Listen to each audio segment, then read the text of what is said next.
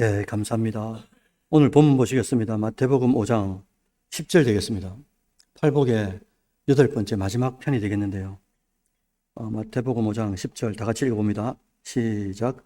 의를 위하여 박해를 받는 자는 복이 있나니 천국이 그들의 것임이라. 아멘. 다시 한번 읽어볼게요.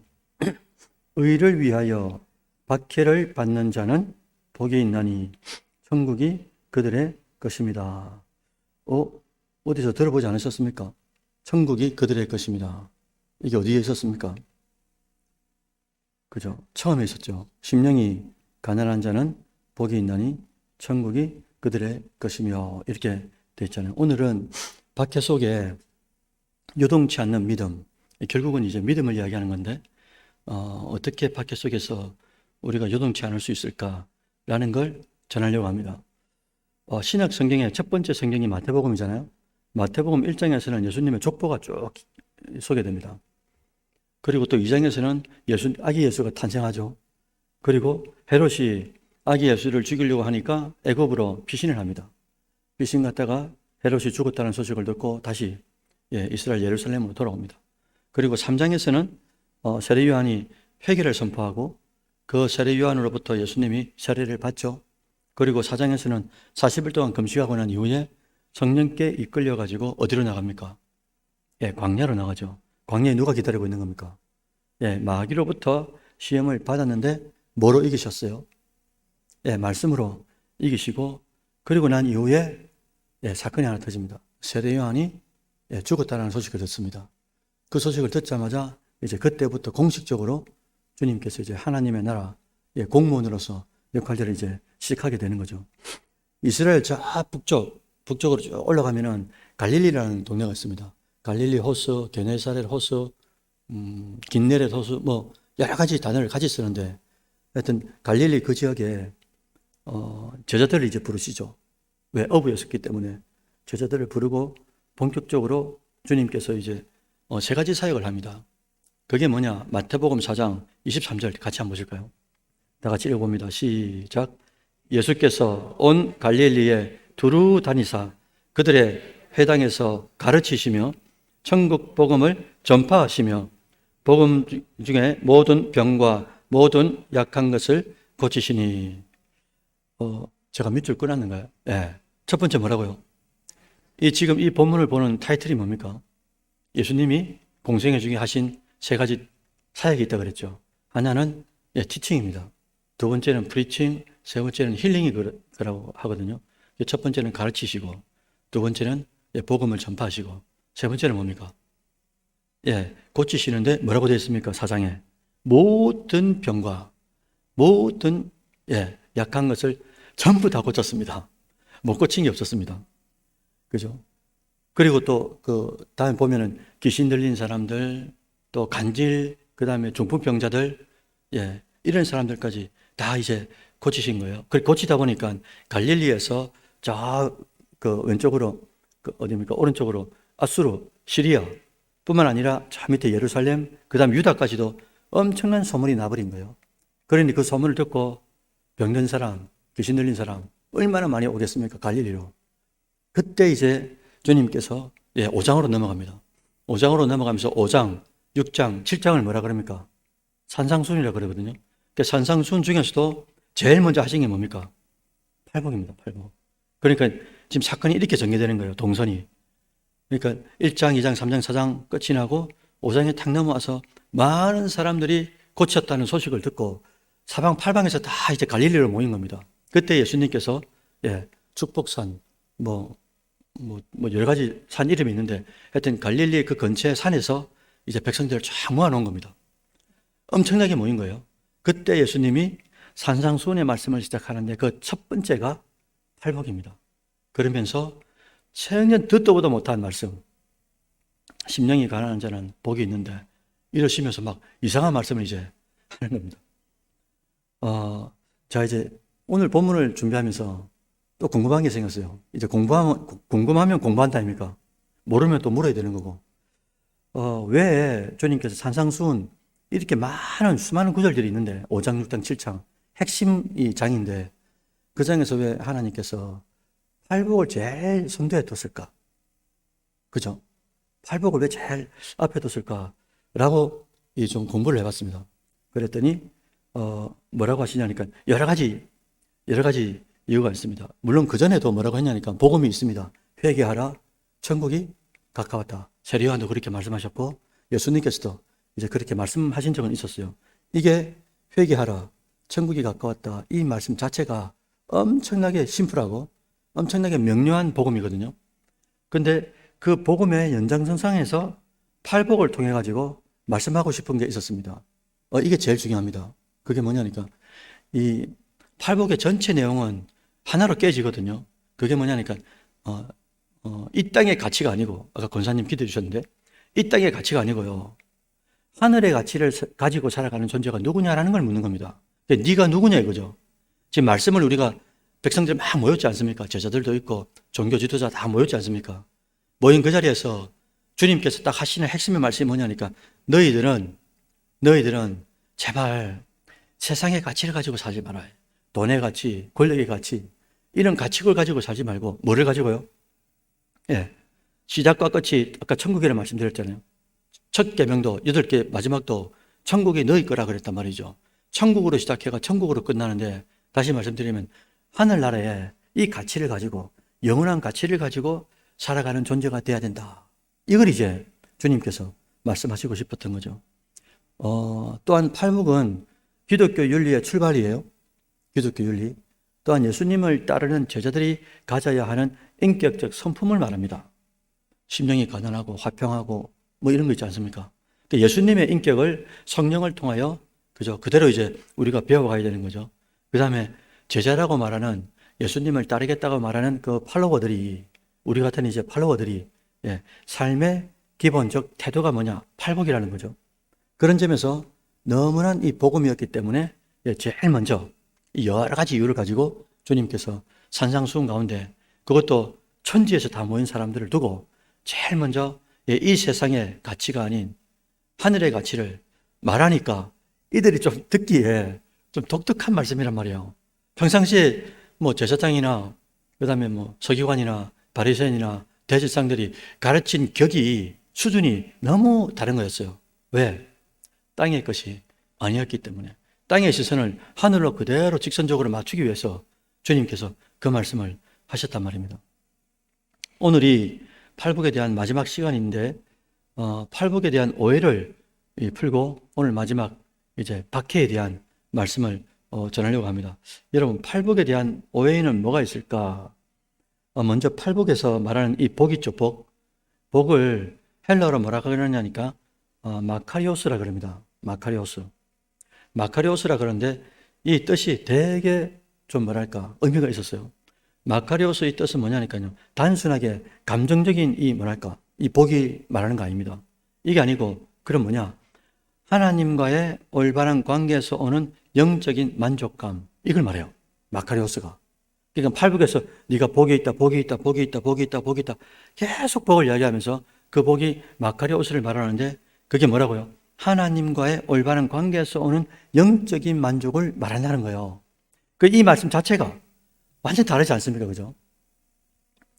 두 번째 오해는 뭐냐니까 그러니까 세상에 있는 그런 이제 감정적인 거 그런 이제 만족들을 말하는 게 아니란 말입니다.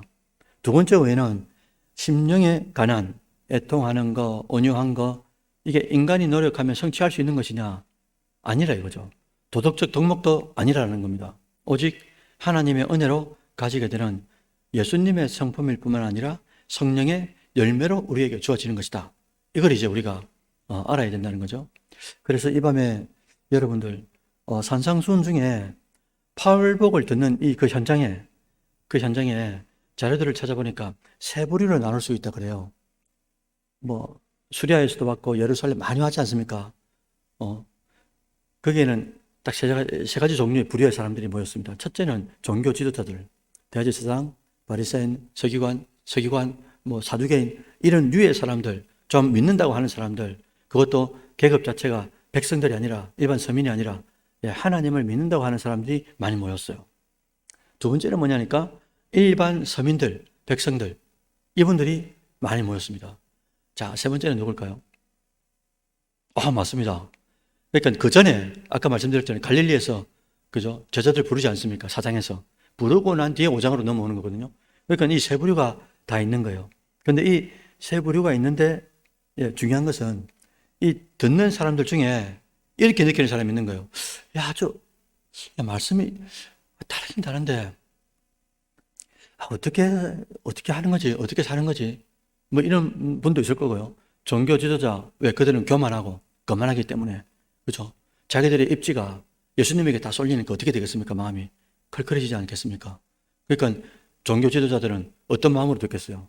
교만하고 거만한 마음으로 말씀을 들을 거고, 그 다음에 병들거나, 그 다음에 삶에 지치거나 이런 사람들은 소식을 들었으니까 내 병, 우리 자녀의 병, 이런 유로 인하여 끝까지 따라가려고 하지 않겠어요? 왜? 나아야 되기 때문에. 목적이 있으니까.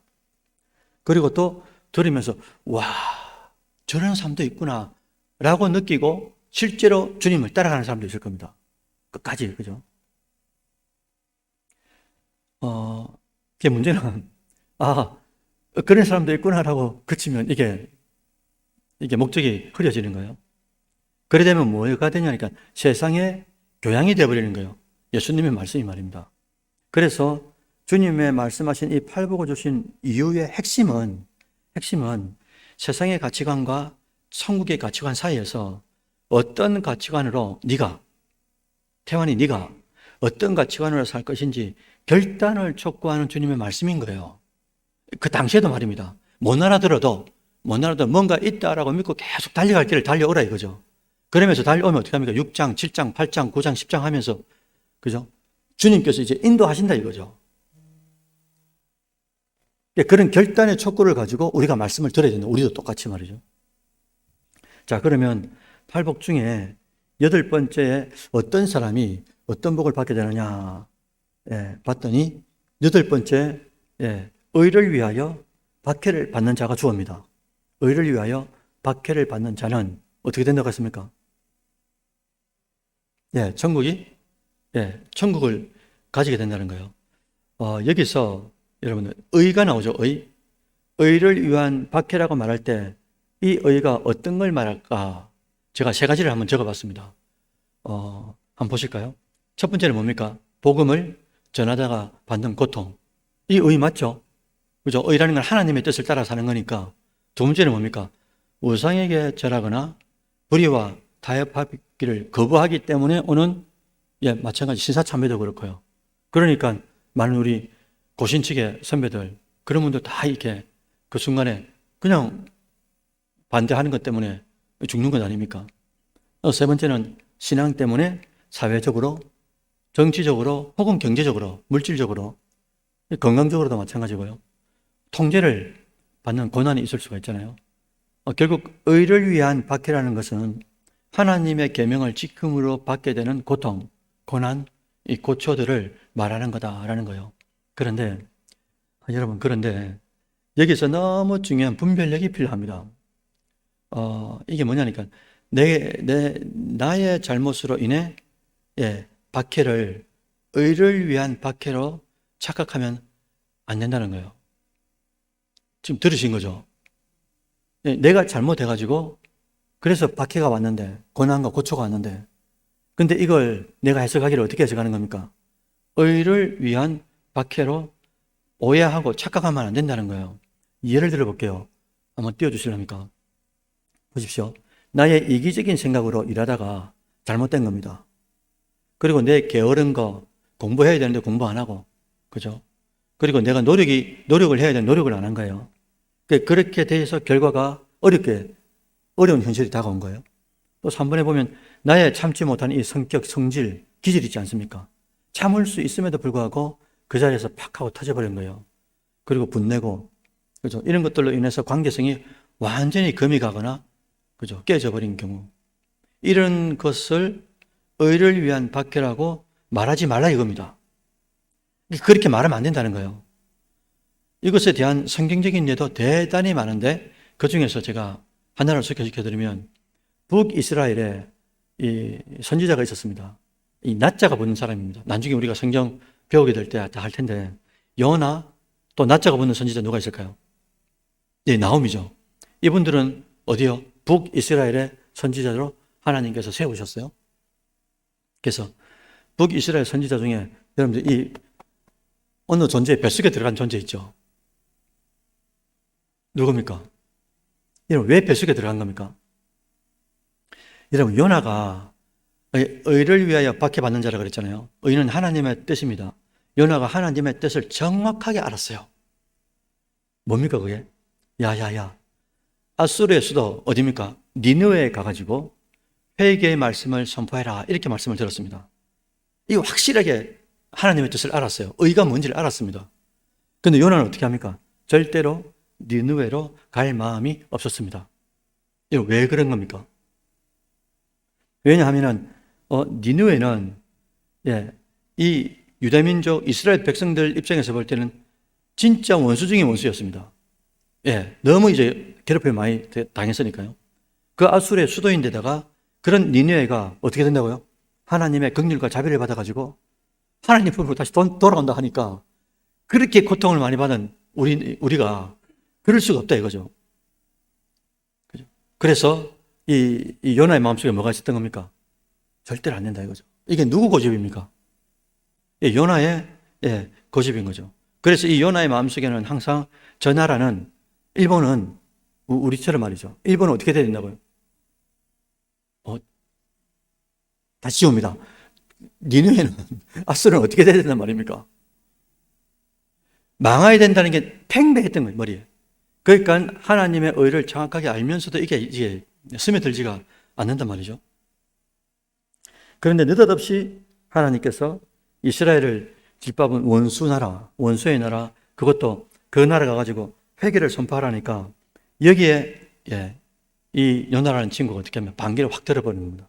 반기를 들고 지금으로 따지면 스페인 쪽에 다시스로 가는 그 배를 타려고 어디로 갑니까? 요빠 항으로 갑니다.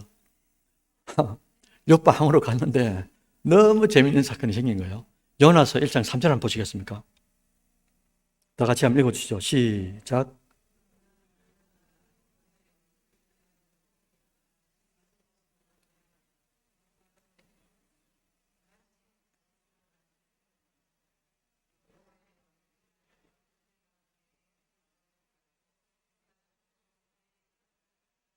아멘.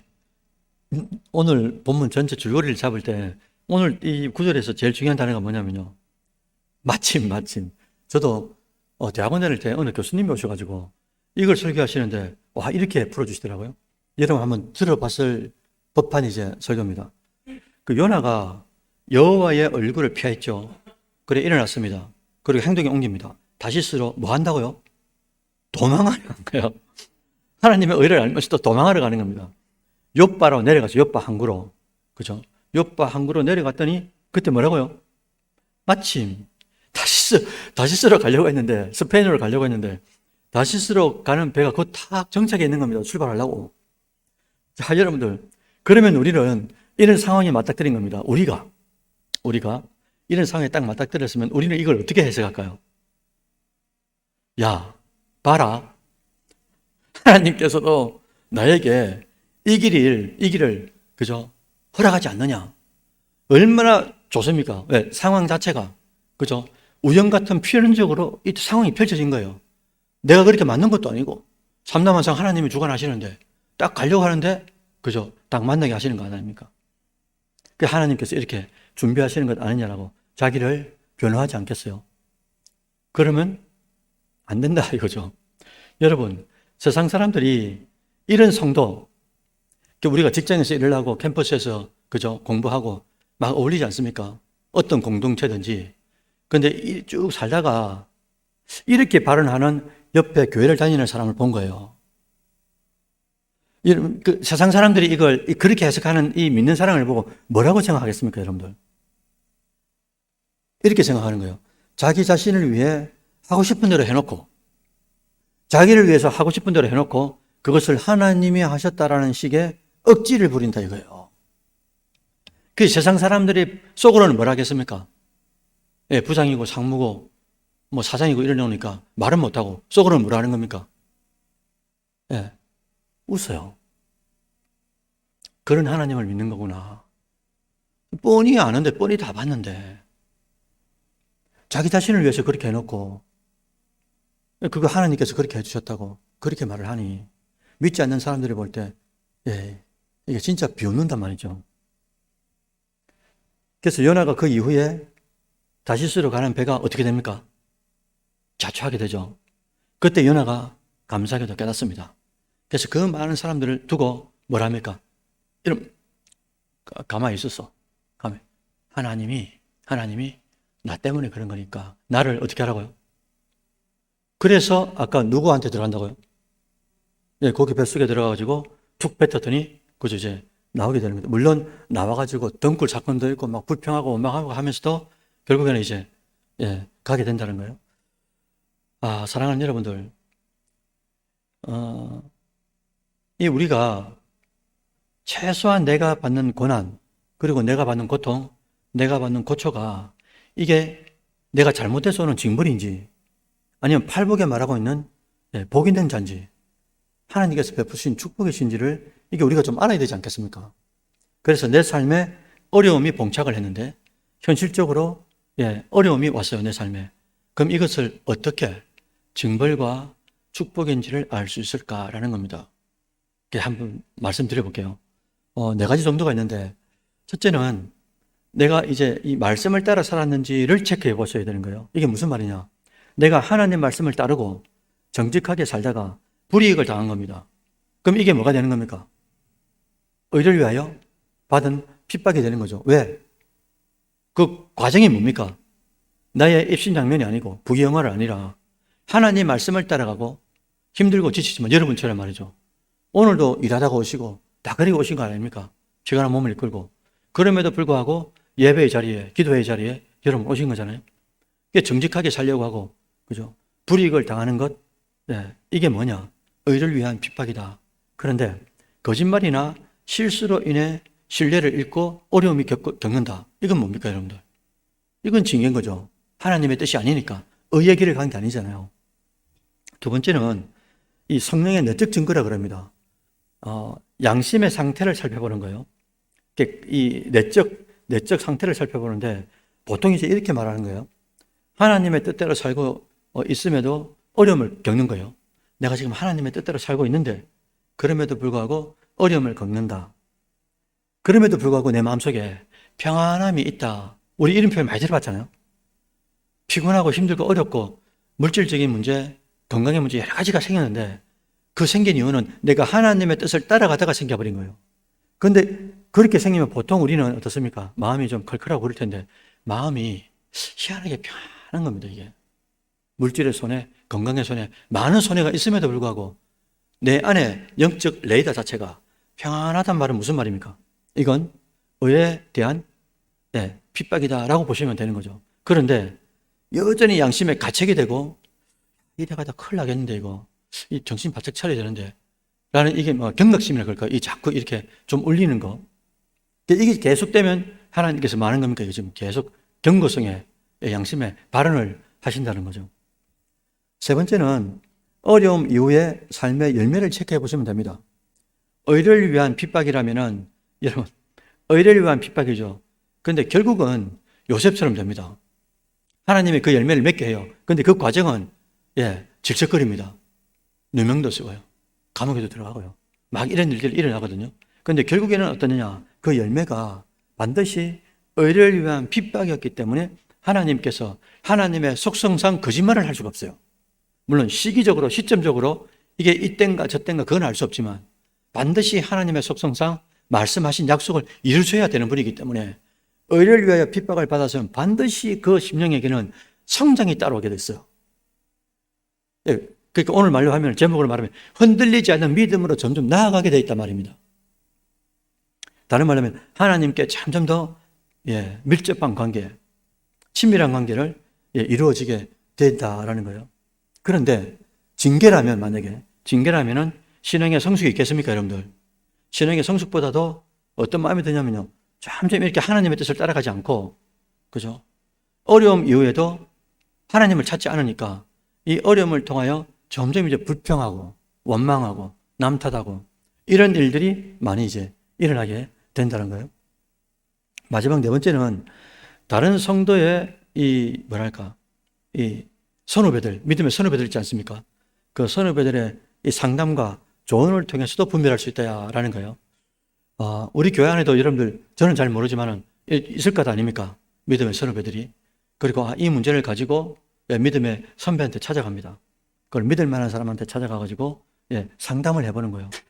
선배님, 저 이런 일이 있었는데 어떻게 하면 좋겠습니까? 왜? 나는 나 자신을 정확하게 볼 수가 없잖아요. 자기 객관화라 그러거든요. 나를 여러분 말씀처럼 유체이탈 해가지고, 그죠? 나를 객관화해서 딴 사람처럼 나를 바라보는 이 정도 수준만 해도 얼마나 대단한 겁니까? 근데 그렇게 잘 못한단 말이죠. 그래서 우리가 어떻게 합니까? 믿음의 선진들한테 찾아가서, 저기 장로님, 저 외람 되지만은 저 좀 봐주세요. 저 이렇게 했는데 어떻게 하면 좋겠습니까? 이런 말씀을 들을 수가 있다는 거죠. 자, 여러분, 제가 사역을 하면서 그리고 교회에서 상담하면서 조언을 구하는데 성도들이, 청년들이, 집사님들이 조언을 구하는데 여러분 조심할 게 있습니다. 성도들을 교회에서 섬기다 보면은 상담도 하죠. 조언도 할 때도 있어요. 그 문제가 뭐냐면요. 성도들 중에는 이미 상담하기 전에 당신께서 답을 정하고 오신 거예요. 상담하러 와놓고 이미 답을 정하고 오신 거예요. 이미 결정을 해놓고 물어보는 겁니다. 특히 어떻게 하냐면요. 이런 경우도 있습니다. 나랑 친한 사람 있죠. 나랑 친한 사람이나 혹은 내가 저분한테 A라고 말하면 저분은 반드시 A-라고 말할 거다. 이렇게 말하면 저렇게 말할 거다라고 감지할 수 있는 사람이 있어요. 이게 어떻게 질문하면 저분은 이렇게 말할 거다 감안할 수 있는 사람이 있단 말입니다. 여러분 왜 그렇겠어요? 그분은 절대로 나에 대하여 듣기 싫은 소리를 안 하는 분이에요. 원래가 성품상. 이게 무슨 말입니까? 내가 상담하거나 조언을 구하면서도 내가 듣고 싶은 걸 들으려고 하는 심령들이 너무 많다는 거예요, 교회 안에. 진짜 많습니다. 그러니까 여러분들이, 저도, 우리도 진정으로 이게 징계인지, 진짜 하나님께서 허락하시는 복인지를 알고 싶다면은 나를 빨리 깨뜨려야 되는 거예요. 그런 걸 다 내려놔야 되는 거예요. 그리고 객관할 수 있는, 그죠? 객관할 수 있는 분에게 여쭤보셔야 된다는 거죠. 그러니까 청년들이 한 번씩 이렇게 찾아옵니다, 저한테. 찾아오면 제가 하는 말이, 목사님 비밀 지켜주셔야 됩니다. 꼭 이리 토를 달아요. 그래서 제가 뭐라고 하겠습니까? 네 앞에 토 단 거 못 지킨다. 솔직히요. 앞에 비밀을 지켜주셔야 된다. 그거 빼면 내가 들어줄게, 상담을. 뭐 내 말이 다 정답인 것도 아니다, 어떨 때는. 근데 앞에다 청년들 꼭 올 때마다 별로 비밀 쓰지도 않아. 여러분, 당사자한테는 얼마나 그게 또 위태하고 긴급한 문제고 그렇습니까? 각자마다 다 다른 거니까. 꼭 붙이는 말씀들이 뭐냐니까. 목사님, 비밀인데 꼭 지켜주셔야 됩니다. 아니, 안 된다, 나는. 왜? 비밀을 지킬 수가 없기 때문에. 나도 이렇게 대화하잖아요? 대화하다 보면은 이게 누구한테 들었는지 알 수가 없는 거예요, 나중에. 원체 많이 듣다 보니까. 그러니까 이렇게 뭐 우리가 나눔을 한다든지 이렇게 하다가 말하면서 그때 깨닫는 거예요. 약속을 못 지켰구나. 그게 저도 사역을 하면서 한두 번이 아니니까 비밀을 못 지킨다라고 미리 말을 해요. 못 지킨다고 말을 했으니까. 그럼 자기가 말을 하든지, 그죠? 태환이가 말을 안 하든지, 그건 자기가 결정하는 거니까. 여러분, 그렇다고 오신 바른 말씀 아닙니다. 그래서 여러분들, 저한테도 오실 때 아무것도 아니지만은 저한테 오실 때 어떤 답을 가지고 오시면 안 됩니다. 장로님들한테 오실 때 이런 거 말씀하실 수 있죠. 장로님, 저는 이렇게 생각하는데 어떻게 생각하실지 고견을 좀 듣고 싶습니다. 이러면 괜찮아요. 근데 싹 이렇게 베일을 치고요. 겉에는 딱 쳐놓고 안 보이는 척 하면서, 그래, 문제가 뭐냐면요. 이 사람한테 물었다가 내가 원하는 답이 안 오죠. 그럼 권사님한테 갔다가, 백장로님한테 갔다가, 형제님한테 갔다가 왔다 갔다 합니다. 뭘 찾으러요? 내 마음속에 이미 답을 가지고 있는 내 답을 찾으려고. 그게 어떻게 되겠습니까, 여러분들? 자기 객관을 못하니까 이미 자기가 자기 답을 갖고 있는데, 답도 아니지만은 그게 불평하고 원망하고, 왜 사람들이 내 마음 몰라주냐고. 이게 자꾸 쳇바퀴가 돈단 말입니다. 결론적으로 하나님의 뜻을 따르다가 받는 것은 의를 위한 핍박이 맞아요. 그런데 죄나 실수나 게으름으로 인해서 받는 어려움은 징계일 가능성이 농후하다라는 것들을 기억해 주셨으면 좋겠고, 그래서 이것들을 분별하기 위해서는 아까 우리가 하나님 말씀을 따라가든지 아니면 성령의 내적 평안이 있든지 아니면 삶의 열매, 물론 이게 좀 시간이 걸릴 수도 있지만 삶의 열매, 하나님께서 이렇게 하시려고 그때 그렇게 어렵게 하셨겠구나. 그때 내가 진짜 분이 이 뚜껑이 열리려고 했지만 그때 하나님께서 참게 해주신 거 너무나 감사하고, 저도 그런 실수, 실언 되게 사역을 하다가 많단 말입니다.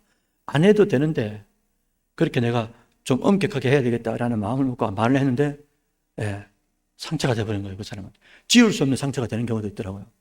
근데 또 말을 해야 됐었는데 그 심령에게 말을 했어야 되는데 말을 안 하고 넘어가는 것 바람에 그냥 이분이 또 이렇게 하나님과 멀어지는 경우도 있더라고요. 사역을 하다 보면. 그래서 어쨌든 말씀, 성령의 내적 평안, 그리고 삶의 열매, 또 믿음의 공동체, 선후배들 간에, 여러분 후배라고 조언을 못하는 게 아닙니다. 그죠? 믿음의 선후배들 간에 조언과 권면을 통해 가지고 우리가 하나님의 뜻을, 의를 점검할 수가 있다라는 거예요. 끝으로 여러분, 제가 팔복을 정리하면서 팔복에 독특한 점이 있다라는 것을 초대도 제가 말씀드렸습니다. 그걸 다시 한 번 더 점검하면서 마무리하려고 하거든요. 팔복 중에 여러분 첫 번째가 뭡니까? 심에 온의 극마화이니까 심령이 가난한 자는 복이 있는데 뭐라고요? 천국이 있다 그러셨잖아요. 여러분 첫 번째하고 의를 위해 박해를 받는 자는 복이 있는데 천국이 저들일 것이다 이렇게 말씀하셨잖아요. 이 두 구절, 3절과 10절 이 두 구절이 공통점이 뭘까요?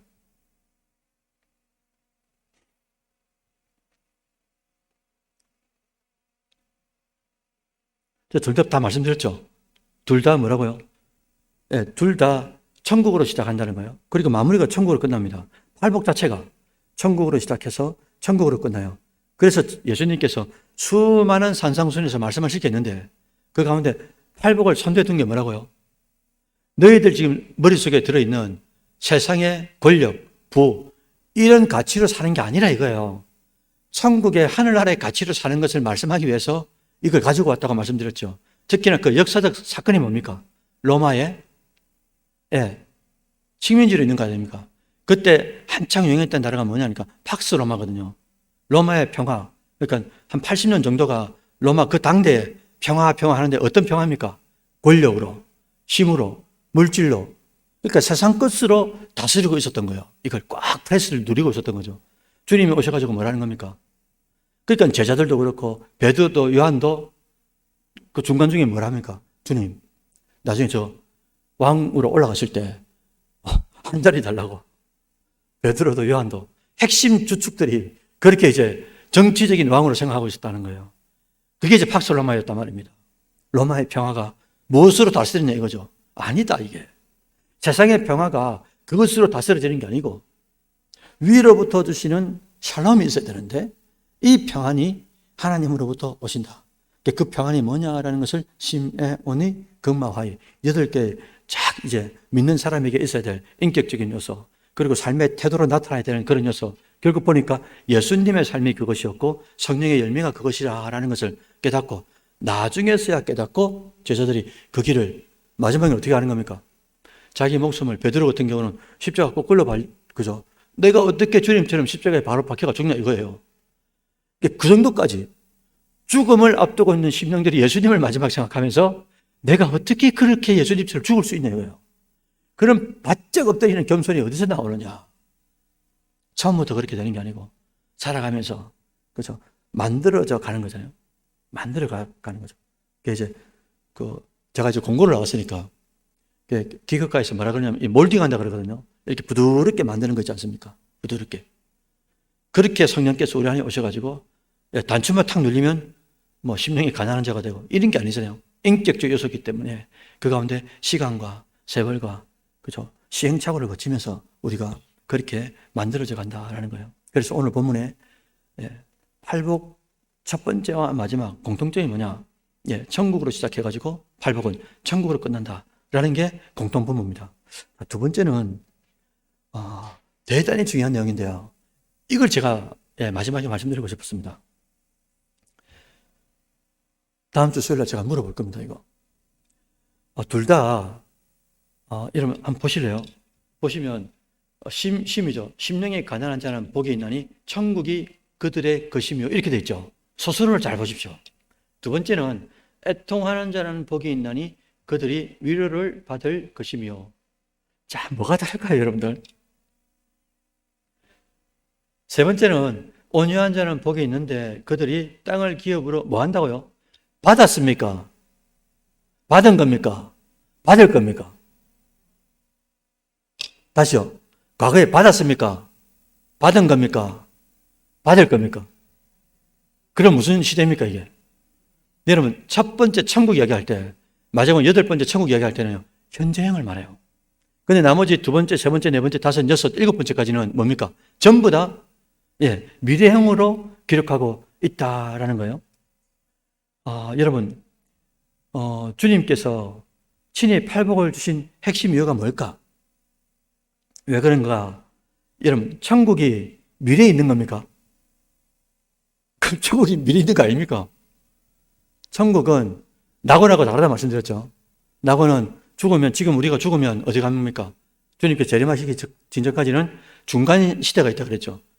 그죠? 지금 우리가 육체로 사는 시대고, 그죠? 지구에서는.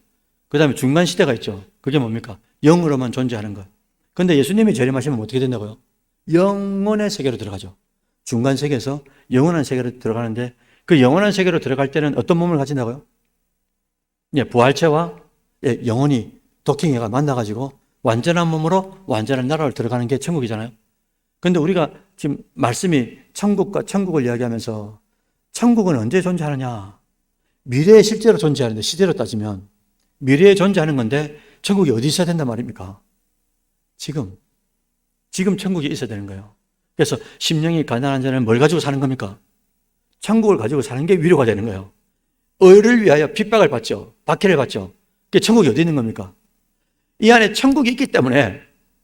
그러니까 아까 저 베드로도 어떻게 죽는다고요? 사도 바울도 많은 제자들이 잘림을 당하고 껍데기가 벗겨 죽고 이런 난도질을 당해 죽으면서도 마지막까지 주는 그리스도십니다. 신앙 고백을 하는 이유가 뭐란 말입니까? 이 안에 미래에 존재할 천국이 이미 내재하고 있는 거예요. 그러니까 죽어도 산다라는 부활의 신앙을 통하여 어디 가요? 미래의 천국이 현재성으로 내 안에 들어와 있다 이겁니다. 그러니까 어떤 문제가 생겨봐라 이거죠. 그래서 주님께서 뭐라고 하신 적이 있었습니까? 너희들 무슨 일 만나도 마음에 천국을 뺏기면 안 된다 그러는 거예요. 이미 우리 안에 들어와 있는 현재성 천국. 이게 너무나 중요한데 이걸 경험하지 못한 사람이 어떻게 미래에 도래하는 천국을 보냐 이거예요. 그러니까 지금 천국을 누리지 못하는데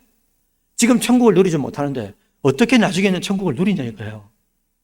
그러니까 지금 어떻게 되는 겁니까? 지금의 믿음이 나중에 도래할 그 천국과 어떻게 돼 있다고요? 연결돼 있다 이거예요. 이걸 네가 믿느냐라는 겁니다. 팔복이. 그 천국을 믿기 때문에 내 안에 천국이 있음을 믿으니까 어떻게 살란 말입니까? 세상의 가치관대로 살지 말아야 해요. 네 안에 천국이 있으니까 그 천국을 소유한 자, 가장 가치 있는 내 생애에 가장 가치 있는 천국을 소유한 자로서 뭐 할 수 있는 겁니까? 양보하고 이해하고 용납하고 기다릴 수 있고. 왜? 제일 가치 있는 것을 내가 소유하고 있으니까 덜 가치 있는 것에 대하여 싸울 이유가 없다 이거죠.